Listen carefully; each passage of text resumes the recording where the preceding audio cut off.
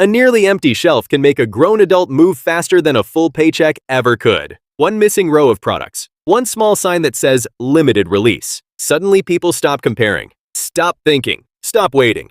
The decision feels urgent before the mind even catches up. In Chicago, a warehouse manager named Daniel drove across the city for a pair of work boots he saw online the night before. The website showed only a few left in stock. By lunchtime, he was standing in a crowded store holding a box he hadn't planned to buy that week.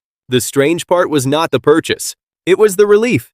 The moment he grabbed the box, the pressure disappeared. Scarcity changes the emotional meaning of an object. A product stops feeling like an item and starts feeling like an opportunity that may disappear. The brain treats possible loss with more intensity than possible gain. A normal jacket can sit untouched for months. The same jacket becomes difficult to ignore once people believe access is closing. Modern companies study this carefully. Not just luxury brands. Everyday businesses. Shoe companies release products in controlled batches. Grocery stores create seasonal flavors that vanish after a few weeks. Online shops quietly reduce visible inventory numbers. Even digital products use waiting lists now. The goal is not always to sell more units immediately. The goal is to increase emotional attachment before the customer even owns the thing. Daniel realized this a few days later when the boots were sitting near his apartment door, looking surprisingly ordinary. What stayed with him was not the leather or the quality.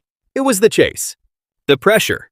The feeling that someone else could take the decision away from him if he waited too long. That shift matters because scarcity changes how people measure value. They stop asking, "Do I need this?" and start asking, "Will I regret missing this?" Those are completely different decisions. One is practical. The other is emotional protection against future disappointment. Companies understand something uncomfortable about human behavior. People want freedom, but they react strongest when freedom feels threatened. A product with unlimited access feels patient. A product with an expiration date feels alive. And sometimes the scarcity is real. Small businesses cannot produce endless inventory. Certain materials run out. Seasonal products have natural limits. But marketing learned long ago that the feeling of scarcity can be just as powerful as scarcity itself. So the next time a screen tells you only a few are left, pay attention to the speed of your own thinking. The pressure often arrives before the reasoning does. Because the modern marketplace rarely sells products alone. It sells the fear of being the person who waited too long.